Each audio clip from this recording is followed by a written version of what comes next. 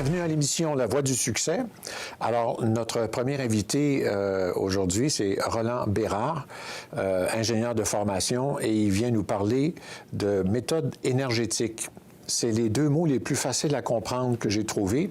Lui va nous amener un petit peu plus loin dans la définition et ce que c'est. Roland Bérard, d'abord, bienvenue à notre émission. Bonjour, merci de me recevoir. C'est le fun d'être ici. Ça fait plaisir. Et la méthode énergétique, c'est large comme mot, mais de façon plus spécifique, ça c'est quoi, puis ça fait quoi, puis on s'en va où avec ça?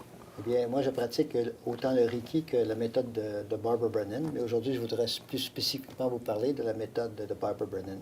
C'est une science énergétique qui comprend à la fois l'imposition des mains et tout un système de croissance personnelle qui touche tous les aspects de l'être humain. Juste avec votre toucher, vous pouvez atteindre la croissance personnelle d'un individu. On peut contribuer à la croissance. Ah, c'est ça, OK, c'est plus subtil. Okay. En fin de compte, la développer. La facilité. OK. La facilité, peut-être la guider, mais surtout la facilité. Alors, avec cette approche, on peut travailler sur 4 dimensions de l'être humain, autant sur la conscience cellulaire, physique, que l'aura, le champ énergétique, aussi sur la dimension de l'intention, puis sur la dimension de l'essence pure. Alors, on a une 60aine de techniques qu'on apprend à l'école pour pouvoir travailler profondément dans le champ énergétique, pour recharger, rééquilibrer, réparer le champ énergétique. Et l'imposition des mains, il n'y a pas de toucher, c'est juste être au-dessus d'eux. Ça peut être au-dessus d'eux. Moi, je préfère toucher parce que la personne, souvent les gens ont besoin de toucher, avec permission, évidemment, oui. Pour avoir une... Mais est-ce que vous dégagez une chaleur quand vous touchez? Comment ça fonctionne exactement, là? Ça fonctionne par... les gens peuvent le sentir avec une chaleur ou un picotement, ou les gens qui ne sentent pas du tout, mais ça passe quand même. Donc, ça redresse les personnes. C'est une offrande, disons, d'une énergie qui a une conscience divine et puis qui a aussi une énergie d'harmonisation. Alors, c'est une offrande de cette énergie à la personne qui, elle, avec son système, l'utilise pour aller vers son mieux-être. Donc, ce n'est pas le praticien qui guérit, c'est la personne qui guérit avec ce qu'on lui offre. Donc, vous êtes un genre de déclencheur. Un genre de déclencheur, oui, on peut dire ça. On peut dire ça. Oui. Comment on passe de l'ingénierie à l'énergie subtile? Eh bien, je crois qu'on a tous ce côté qui est curieux, qui a besoin de vraiment s'épanouir dans la vie. Et moi, j'avais un appel de vraiment aider les gens. Et en ingénierie, je travaillais beaucoup avec les gens. Mais ici, je fais un travail vraiment spécifique qui aide des gens individuellement, profondément à aller vers leur potentiel. Et ça fait longtemps que vous faites ça? Ça fait 14 ans maintenant que je travaille dans le domaine. Et quand même, OK. Vous faites du Reiki, je pense, aussi, hein? Je fais aussi le Reiki, j'enseigne le Reiki. Oui. Mais est-ce que vous pouvez expliquer un petit peu plus c'est quoi le Reiki? Le Reiki, c'est aussi une canalisation. OK. Mais la grosse différence entre le Reiki et la méthode de Barbara Brennan, c'est que la méthode de Brennan, c'est un cours de 4 ans qui est appris à l'école de Barbara. C'est au Québec, ça? Pardon? C'est au Québec, cette école-là? Non, c'est en Floride. OK. Et son école est même reconnue comme un bac en sciences énergétiques par l'État de la Floride. Wow, OK. Fait que ça, c'est quand même impressionnant. Donc, c'est un cours de 4 ans qui va très profondément... C'est une belle reconnaissance, oui. Pour apprendre au praticien à vraiment être profondément en contact avec lui, pour être capable d'être en contact avec l'autre personne. Et on apprend beaucoup d'habilités pour aller travailler profondément dans le champ énergétique. Donc, c'est vraiment très poussé comme science énergétique.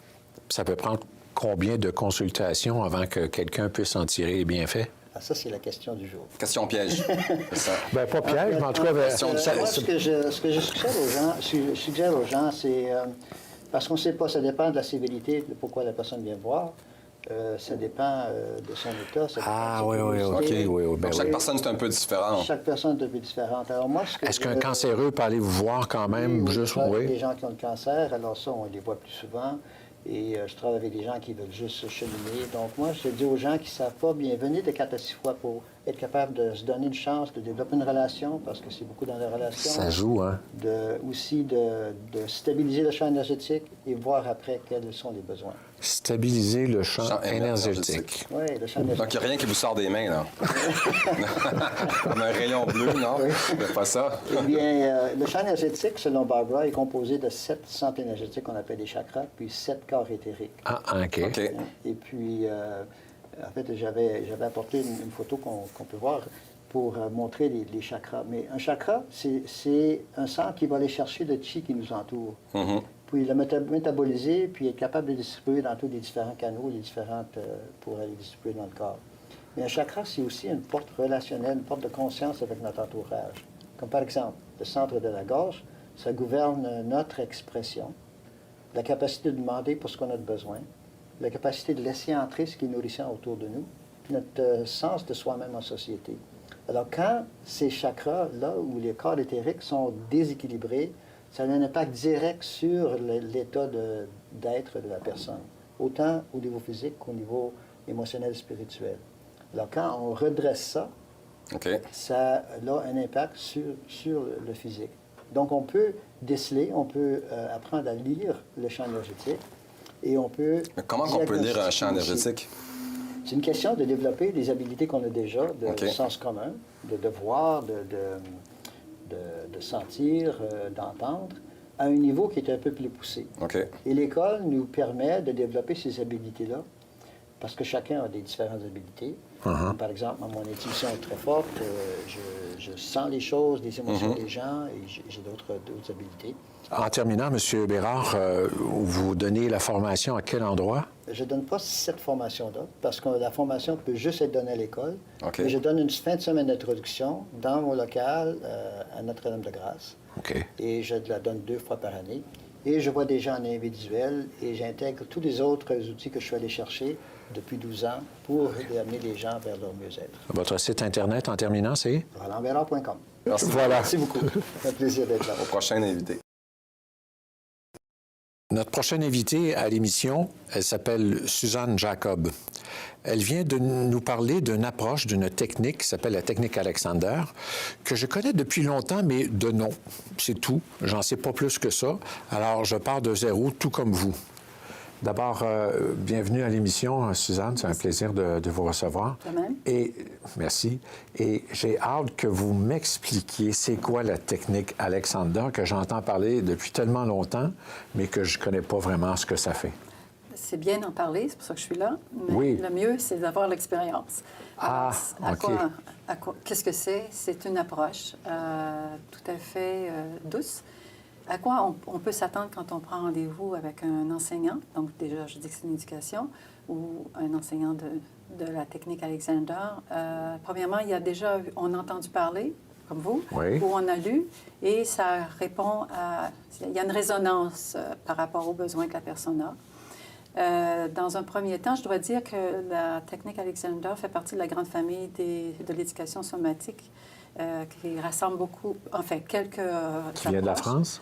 Non. Non? Je pensais que ça venait de la France. En fait, c'est un chapeau qu'on donne à ces techniques-là ou approches qui ont le même objectif, c'est la conscience, l'apprentissage de la conscience corporelle ou dans le corps en mouvement. Donc, on a déjà une approche différente au corps. Ce n'est pas un corps-objet sur lequel on fait quelque chose qu'on place, mais c'est le corps-sujet, c'est-à-dire qui est habité par une personne qui pense, qui ressent des choses, qui perçoit des choses. Et dans un premier temps,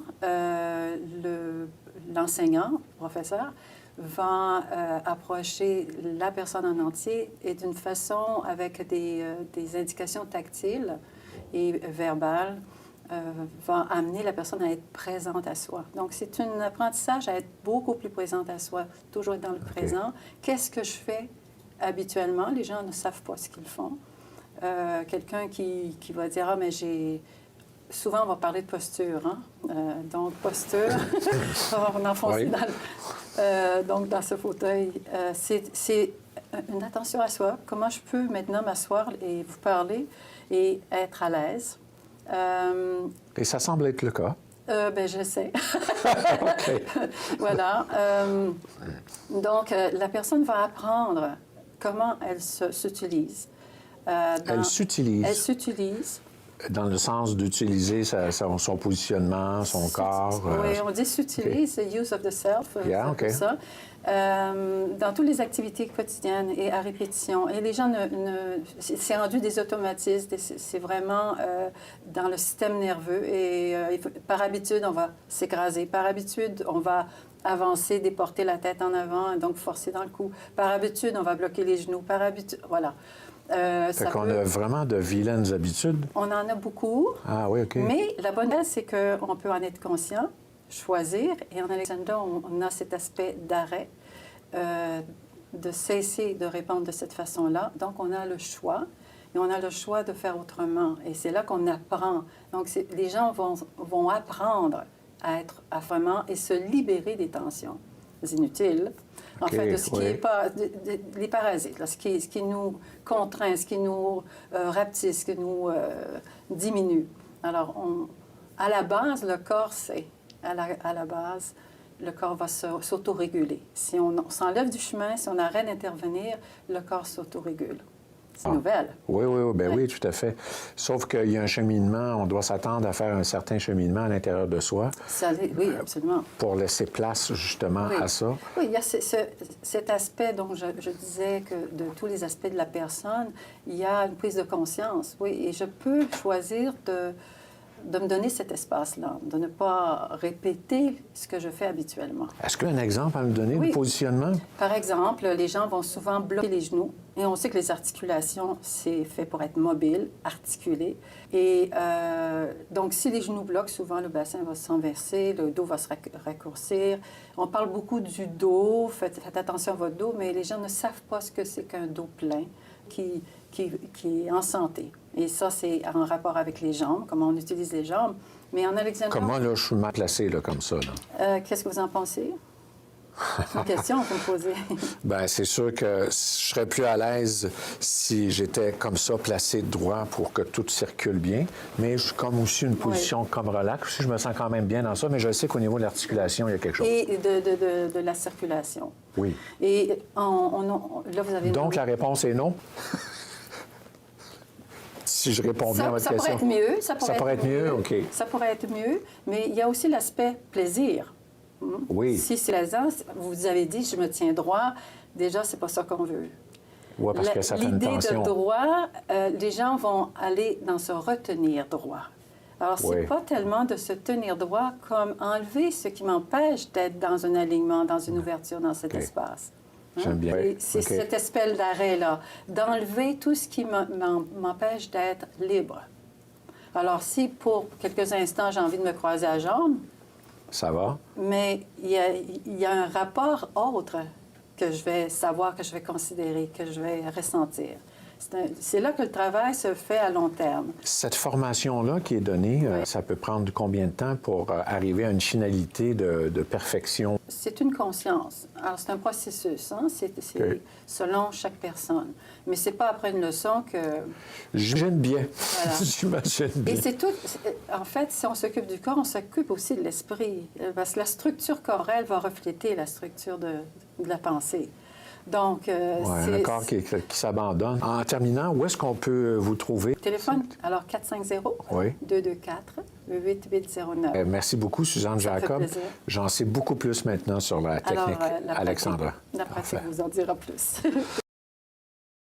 Les invités pourraient se passer de présentation, mais de totale présentation. Mais quand même, le premier, Jean-François Allard, un habitué, ça va être quasiment son 3e passage à l'émission. Et le deuxième, il est comédien, conférencier, il envoie des gens à Compostelle. Je suis sûr que vous savez déjà de qui il est question. Mesdames, Messieurs, Marcel Leboeuf. Bonjour, Marcel. Salut, bonjour. Très content de te voir ici ça fait avec plaisir. tes multiples projets. Je ne sais pas de quoi tu vas nous parler, de quoi tu pourrais nous parler en premier. Ah, moi, je vais vous suivre, mais je pourrais parler de la vigne, je pourrais parler de Ah oui, ça, c'est une autre affaire, ça Cabane à sucre aussi. aussi. Mais ça, c'est personnel. Oui, ça, c'est personnel. Mais qui font un bien énorme entre mes deux oreilles.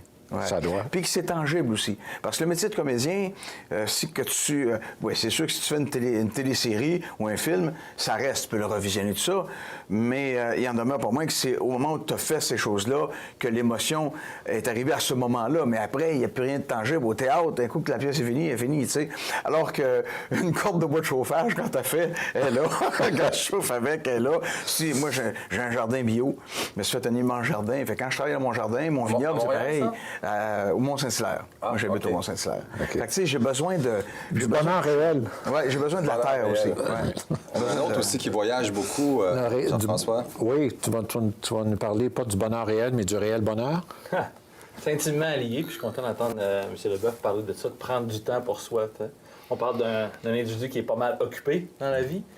Et puis, un peu le secret, il trouve le moyen d'aller cabane à sucre et vigne, qui est un peu finalement une des recettes, de s'arrêter à quelque chose qui nous fait vibrer. C'est évident quand il en parle que c'est un passionné. Oui, mais Marcel, il vibre dans tout. Même quand tu fais du théâtre, il est sur un stage, il vibre. Il vibre là. C'est un passionné. On sent tout le temps sa passion là, est à 100% au maximum. Ouais, c'est vrai, c'est vrai.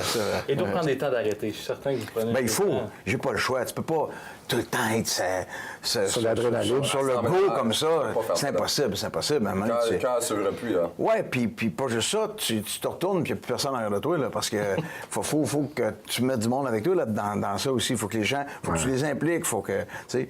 Donc, oui, c'est important de prendre du temps pour moi, puis je le fais par le biais de ça. Moi, je suis un amoureux de la forêt. J'ai des terres à bois, tout ça, je suis un fou de la forêt. T'sais. Alors, je prends le temps d'aller dans le bois, puis, tu sais, ma forêt, je la cultive comme un jardin, comme mon jardin, comme ma vigne, comme... Et toi, tu cultives le bonheur avec quoi? Quel outil? Quel projet? Un des outils, un peu, ça revient un peu, ce que je me rends compte, c'est que quand on est professionnel, tout le monde est un peu à la course. Exactement, oui. Et c'est très difficile en train de courir, d'avoir le temps de réfléchir à qu'est-ce qu'on veut vraiment dans la vie, où on en est. Puis des fois, prendre le temps, mais il faut déconnecter, tu sais. M. Leboeuf a fait Compostelle, puis il pourrait nous en parler, je suis certain. Mais ce que je me suis rendu compte, c'est que chaque personne a un peu à l'intérieur de lui, un peu comme un travailleur, puis un manager, on va dire. Le travailleur, c'est lui qui bûche toute la journée, avec la machette, puis il est dans le jungle, lui. Il voit pas en avant. Il avance où il doit aller. OK. Mais ça, c'est quand on court. On est suit son instinct un petit peu, C'est ça. là. Il avance. Il n'y a OK. pas de vision. Le gestionnaire, c'est lui, qu'à un moment donné, il monte sur son tabouret, puis il regarde, puis il dit « Oh! Mauvaise forêt! » tu sais. Et pour avoir ce recul-là, souvent, on a besoin de déconnecter, partir ailleurs. Tu sais. Un pèlerinage, comme M. Leboeuf a fait, ça permet ça. Tu as le temps de réfléchir chaque pas. C'est quel pèlerinage de Compostelle? Oui, moi j'ai fait Compostelle, je l'ai fait en 3 étapes. Parce que je voulais faire une partie française et la partie espagnole. Ah, parce que l'espagnol? Poquito. Mais tu as une bonne poquito. C'est une cerveza, por favor. Ça, c'est la première fois que j'ai appris.